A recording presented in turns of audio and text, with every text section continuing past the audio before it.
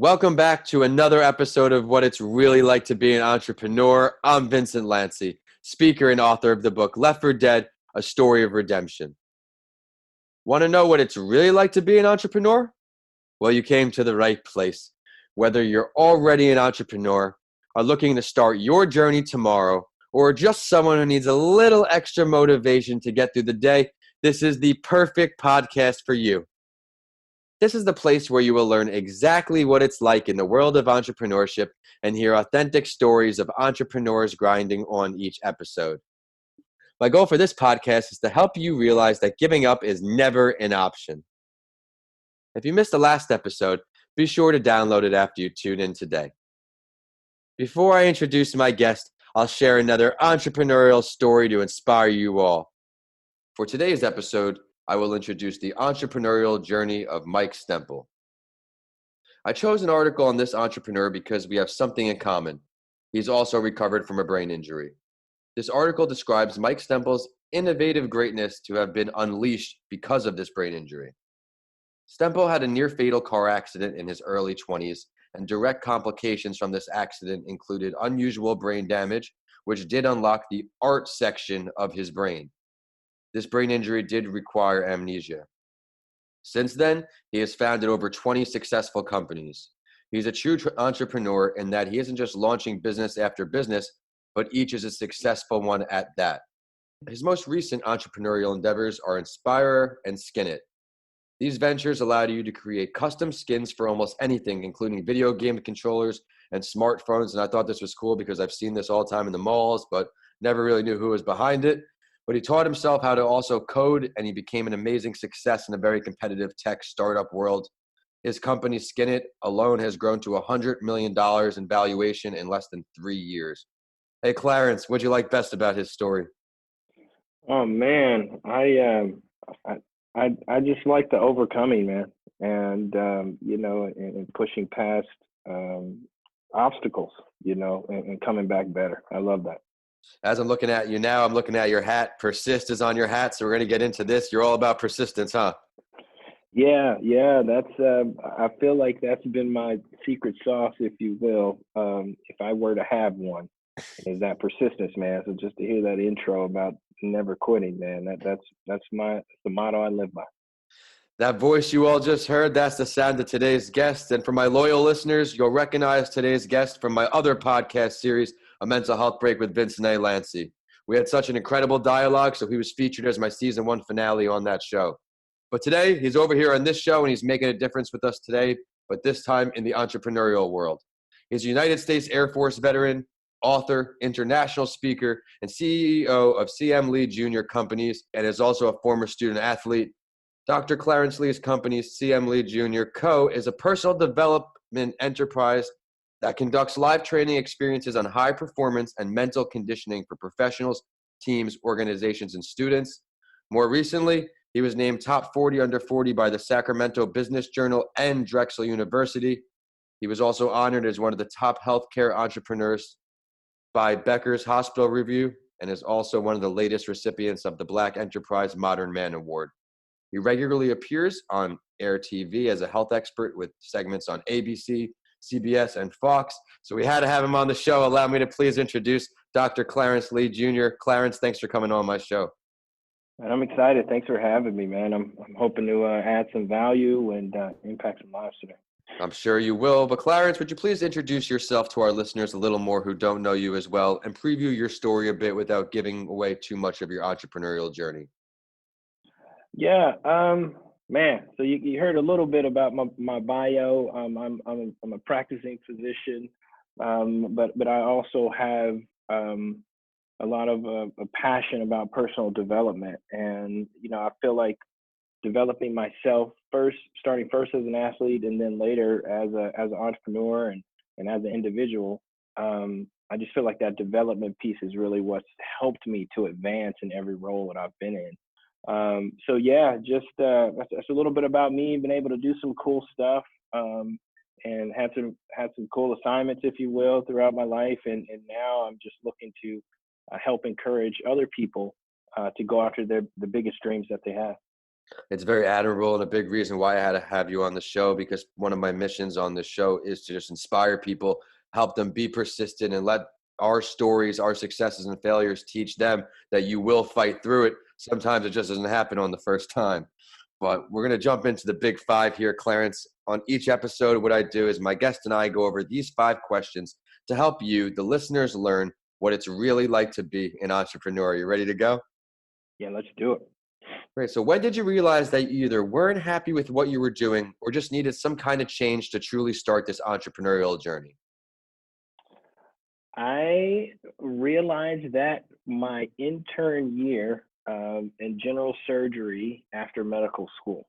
And I started to see, so in medical school, like I really liked the glory of the surgeon. It was just being able to do the procedure. Surgeon walks in the room. It's like God came in the room. And I mean, it's like everybody's jumping around and just to be able to do things with your hands and the instant just kind of fix what you're able to do. I loved operating. So I thought surgery was what it was going to be for me.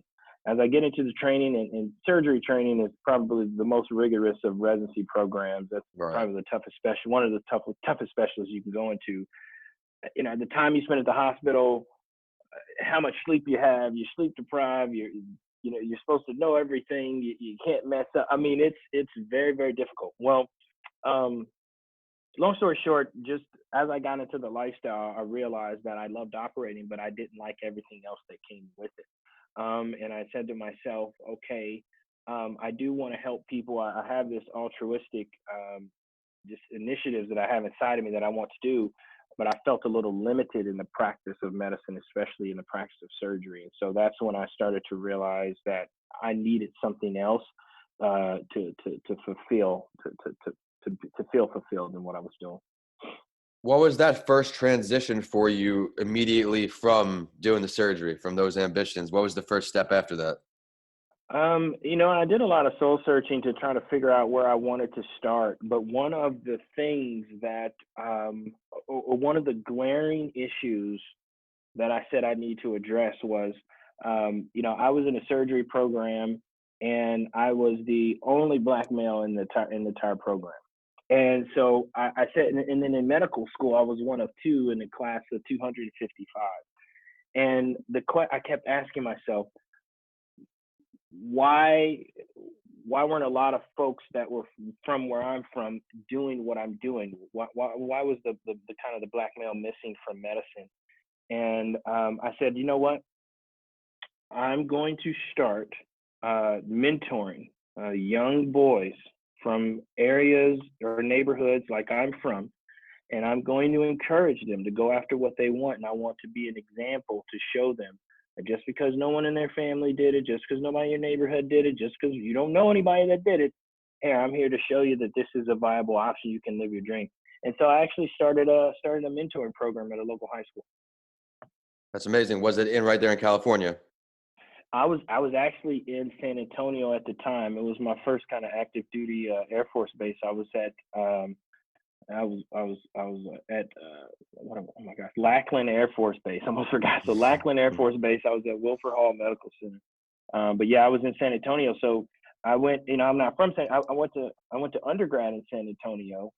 But I'm not really from there. So I started asking around, and basically I was like, where's the toughest neighborhood? Where's the worst place? I want to go work there. And so that's where I found a high school, and I started doing work there. Great. And how long were you in the Air Force, Clarence? 10 years. Yeah. Thank you. So it was reserved for the first 4 while I was in medical school, and then active duty for the rest. Well, I appreciate your service and that leadership and that persistence you have instilled. Hopefully can carry over to our listeners. But since you became an entrepreneur, you left surgery, what would you say 1 or 2 of the most difficult parts for you for being an entrepreneur? I'd probably say just making a name for myself, and then also having the confidence to sell. So initially it was a lot of just kind of imposter syndrome, I guess, in my brain telling me that, who am I? And I was pretty young at the time. I want to go out and start mentoring and speaking and doing all this stuff. And, who are you at 29 to go and try to tell somebody about life and make it. So it was a bunch of imposter syndrome in the beginning. How do I make a name for myself, have enough confidence to present what I'm saying in a compelling way? And once I built the confidence, probably the next thing was being comfortable with selling what I was offering. So being okay with making an offer and standing behind, hey, once I started to build my speaking business, because I started out and I'll talk about the other facets of my business, but I started out in speaking. And so, the next thing was, one, build the confidence. I'm big enough, or I'm experienced enough to be on that stage. I can be on that stage. I can share something. I got a message to share. And then the next thing was, well, when is it okay to charge for that? And so overcoming that selling and that fear of just rejection and not really knowing what I was worth. Yeah, well, that's definitely a great first one. What are some ways that you kind of got rid of that imposter syndrome? For everybody listening on, what are some ways that worked for you to kind of get to where you needed to be?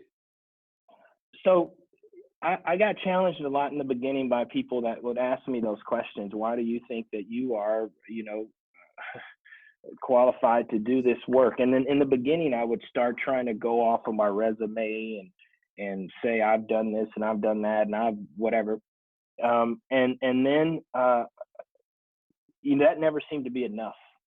It never seemed to be enough for everyone. Everyone I was telling, it was like, oh, well, there's someone else that's done it for longer. And there's doctors I've been practicing for longer than you. And there's people that have higher rank than you in the military. I mean, you know what I mean? So I was always kind of like, oh, I'm a captain in the military. Yeah, but you're not a colonel. You're not a colonel. So why can we bring a colonel in to speak? Why are we going to talk to the lowly captain? So how I overcame that imposter syndrome was I started answering that question, what qualifies me to be on the stage? And I started answering that question, what qualifies me is my passion. I'm more passionate than everyone else that's in here about this message that I'm sharing with you. That is what qualifies me. I'm driven. I wake up thinking about sharing and encouraging people. That is my qualification. And so then after that, you can't really argue with that, right? And that's what I needed to reconcile within myself and say, this is a drive, this is a passion of yours. Everyone doesn't want to do what you're doing. You're supposed to be up there because you have that passion and that drive inside of you. I could definitely relate to you on so many levels there. Started speaking at 25, so I'm still dealing with those obstacles, and obviously it's never enough. I get all that too. Someone's been doing it longer. I did the one book, and then I did the ebook, and I did the second podcast. And it's just never enough to keep building yourself because the competition is so fierce. So I definitely feel you on that. Yeah, I think many, and from a speaker's perspective, many of us want to look and compare yourself to another speaker. But another thing that I realized was that no one has my story. No one. So as a speaker, I have no competition, none. You can't get another speaker to go up there and tell my story because they're not me. So, just building myself up from that confidence standpoint that, hey, I've got some stuff I want to share. I've got some messages that I want to share. I'm worthy of being up there too. And no, there's no competition. If that guy doesn't have me, why would you want to bring me? Because he doesn't have my story. I agree with you, man. That's awesome. Yeah. Love the passion. Reminds me so much of me because that's why I go up there. I speak to the students. I speak to the hospital patients. It's what really, really drives me. And when I got that M.B.A., it was just a little bit before I was 25 years old. And I was like, I saw the audience's reaction to me. I saw how they were feeling what I said. And I was like, this has got to be something I do more consistently. Granted, I have these diplomas. I can make a ton of money right now in the office, but I got a bigger mission. And I learned that the hard way from my incident. But give us one more, Clarence. What's one more difficult part you say being an entrepreneur? Yeah, I think knowing your value and being okay and sticking to your guns with what you're charging. Charge for what your services, your products. We put a lot of work in what we do. There's a lot of thought process and planning and just time spent and being okay. And, everyone is not your customer. And so once you realize that a no from someone doesn't invalidate what you're offering, it just means that that person's not your customer. And so the better we get the better entrepreneurs get at finding who is their core customer, who are you actually speaking to with what you're selling. The better we get at that, the more confidence we can have in the value that we're offering. And so, when I started speaking, man, it was like, yeah, should I charge $500 and should I charge $1,000? And I started doing all these different trainings, speaker trainings, and they were telling me all these different numbers. And I just kept increasing my number until I felt uncomfortable. And you can charge what you're worth, and don't be ashamed of charging what you're worth. And you don't need to be a celebrity. You don't need to be, a former president. You don't need to be that, right, to charge for what you offer. And you can sleep at night for me, I say I can sleep at night with charging what I charge, because I know the energy and the effort and the work that I put into producing what I do. So if it's either an online course, if it's a speaking engagement, if it's a book that I wrote, if it's a coaching client that I'm working with, I know that I'm bringing everything that I've got. So, I can go to sleep at night and say I'm delivered because I know I'm going to give everything. So hopefully that helps someone. Absolutely. And through this journey of an entrepreneur, we've been battling difficult things left and right, but you kind of have to learn as you go, right? There's no one telling us how to run this because we're doing it first. What was one of your greatest failures or lessons learned, and what did it teach you? Why has it stuck with you all the way to today? The first thing that popped into my mind is I started doing live events. The first event I did in my home. I was living in Sacramento at the time. The first event I did, I promoted it just to my friends and closer, associates. And I had like 40 people show up. And so I was like stoked. I was just so excited about, hey, and and then I got this idea that I wanted to drop into a city that I didn't live in, didn't have a network in, and I'm going to launch this event and people are going to show up. I had like 4 people show up. I rented out. I went to the convention center. I got a room. I got all this audio equipment, and I mean, spent thousands, to put this thing on. And then I had 3 people that were there, and it was for the people that were there, I served them with everything I got, but it was a failure in my mind because I didn't have the numbers that I thought I was going to get. And so the lesson that I learned was, in events and in whatever you're selling, whatever you're launching, you have to know the numbers to the T. So you cannot expect on the day that you start the sales that people are just going to come and buy this because they saw it on Eventbrite. No, that's not going to happen, And so same thing with launches and testing and validating and actually getting people to spend money with you before you go out and invest all this cash and you haven't done the proper research and planning and actually market testing. And so I just learned that, hey, you got to test it. You got to validate what you're doing. And you have to have the reach before you can expect to get 100 people in the room. And I say the other thing from that too is not being married, to my idea. If I put my idea out there and the market doesn't consume it, right?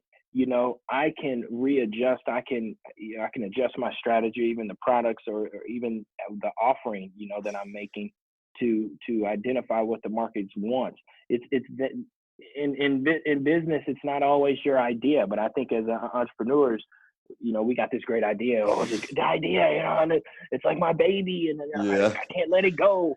And then it's like, no, dude, you need to throw that baby out. Okay. Ask the market what they want, right? And serve them where they are. It's not necessarily what they need. You might think this is what they need. It's really what they want. So that was another thing that I learned just from failing.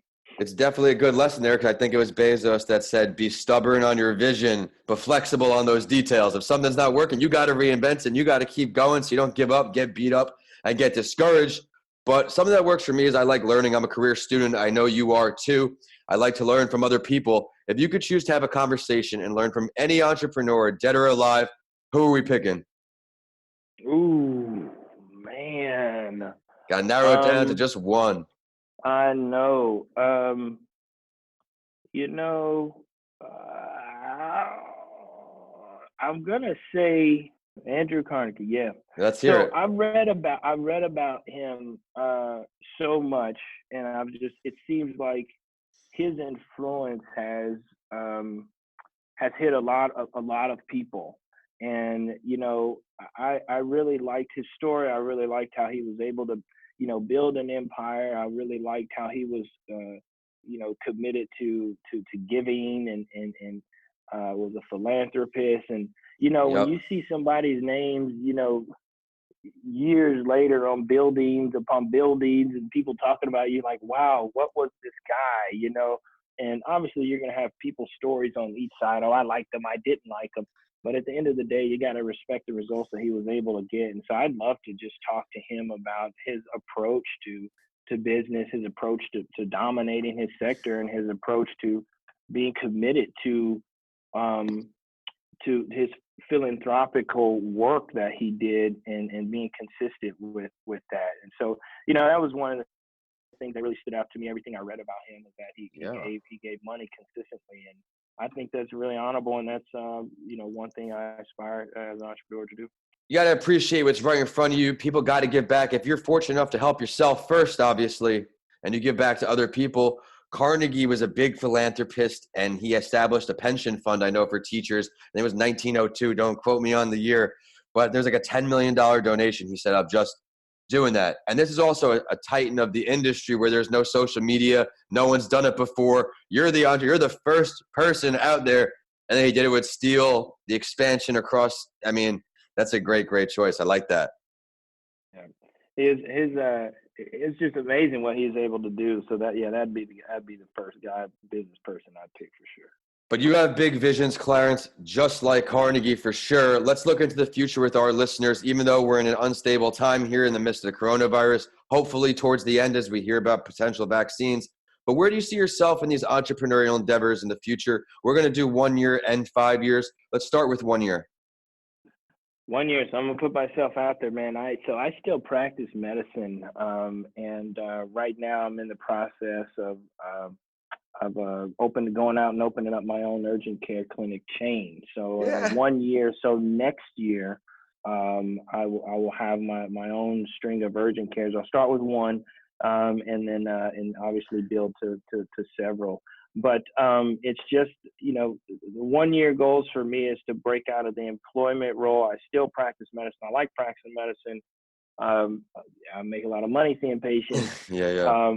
But at the end of the day, I know I have enough business mind to do it myself. It's funny because in the personal development world and the speaking, I was like, okay, yeah, I could do this, but I never thought I could do it in medicine.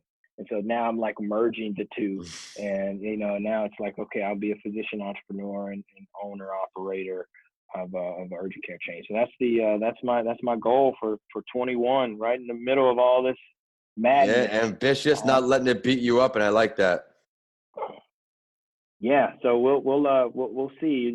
First steps is working on a business plan. I've got some folks that are interested in investing, and so we'll be launching some urgent cares next year. Great. So then we got to get into the 5 year plan, because if that's just 1 year, I mean, that's a big goal right there. What are we looking at 5 years? So I think in 5 years, if I have, if I'm able to open 2 or 3 clinics in 5 years, that would be great. And so that would be on the medical side, and the reason why I really want to do that is because there's a lot of things that I want to change about the way medicine is practiced. And so you have some leeway as a practitioner, but when you're in a large organization, there's a lot of procedures that are policies that you work under. And so the reason why I want to go into the healthcare entrepreneur world is because there's some things I want to change. And so with my personal development company, in 5 years, I'm hoping to have my events, at a larger scale. So, I'm looking if I could have my event where I can get 1,000 people at my events versus, 50 or 75, in 5 years, to have a large event where maybe 2,000 people show up. And then 5 years from a speaking perspective, I'd like to do a TED Talk, man, either TEDx talk. That'd be cool. And then, and just continue to write books, probably write 2 more books, maybe in the next 5 years on the personal development side. But yeah, so that's kind of what I'm shooting for. I feel like I operate in 2 worlds. So I have to they're separated in my mind. Like I got the medicine me, and then I got like the personal development me.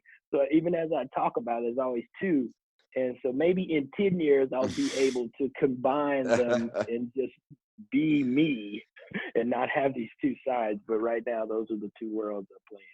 Hey, Clarence, man, I can't thank you enough for coming on the show today. I know our listeners are going to see all the value in your show. As I expected, I'm going to have too much to talk about at the end of this show. I loved your answer number 2, where you said, my passion is what separates me. I resonated with that a lot because, granted, I don't have the age, I don't have the vast experience, but what I've been through as an entrepreneur and overcoming my traumatic brain injury is probably enough in some people's lifetime. So I love that confidence. And I also love how you talked about your greatest failure, where 4 people showed up, it didn't work out, but it teaches our listeners that, hey, look what you can do now because of all of your success, the way you've transitioned into doing all these things. A lot of people would have just given up, said it wasn't for them, but you just kept going. So I can't thank you enough for sharing that story because I know the impact it's going to have on everybody listening on. But it is time for the last word, Clarence, and I do this on my other podcast, as you remember, A Mental Health Break with Vincent A, Lanci, because I want our listeners to really get to know my guests. Is there something you want to touch on that we didn't get to touch on yet today?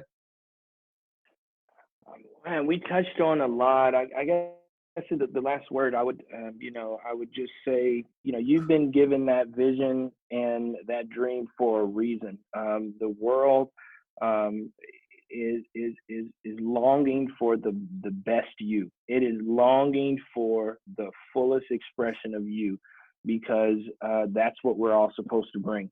So, if you have a dream, if you have a vision, it's there for a reason. You have the capacity to do it. And I would just encourage you to, your dreams are worth living your life pursuing. So your dreams are worth it. You can go after that for a lifetime. So live your life pursuing your dreams. Love it. Would you mind please sharing your professional social media website or any ways for our listeners to either follow your endeavors or request your services? Yeah, so you can catch me at ClarenceLeeJr.com, and I am Dr. So Dr. Clarence Lee Jr. on all the social media sites, so Instagram, Facebook, Twitter, Snapchat, Dr. Clarence Lee Jr. If folks are interested in learning more about what I do, I'll send you a link. I'm giving away my first book for free. My mom says the ebook, I'll give it out for free. I'll send you a link. Great. I'll put that right in the bio for the show. Yeah, and I'll get folks a copy of the book, and we can go from there. Great, Clarence. Well, thank you again for coming on. And it's social media time also for the show. We're at whatever platform you like to use. We're at What It's Really Like to Be an Entrepreneur on LinkedIn, at Your Favorite Morning Podcast on Instagram and Facebook, and Podcasts by Lanci on Twitter, so you get updates from both of my shows. Of course, my handles are at Vincent A. Lanci on all social media and YouTube, and check out my website at vincentalanci.com. If you check out my books, DM me. I want to hear from you. We have Left for Dead, A Story of Redemption, and How to Transform Your Mindset When the Norm is Changed, both on Amazon. Let me know what you think. If you enjoyed today's episode, please continue listening and rate What It's Really Like to Be an Entrepreneur 5 stars. I work hard to find value delivering stories for you on each episode. And as always, I will end the show with a quote that inspired me and know it will for you too. We have a quote from Mike Stemple, the serial entrepreneur from the Spotlight story earlier. I think you'll enjoy this one, everybody. He said, startup entrepreneurs know how to bootstrap an idea. They know how to get an innovation done on the cheap. And it is in this low capital environment that great ideas form. When you have to stretch every dollar for your business to survive, you come up with creative ideas. Startup entrepreneurs do not need $1 million reports or overpaid consultants to tell them if idea will work. They spend their precious capital building intellectual property and sharing it with customers. The worst case is their idea fails and they have some intellectual property they can use to pivot to what will work. Thanks for listening, and I'll see you all in the next episode of What It's Really Like to Be an Entrepreneur.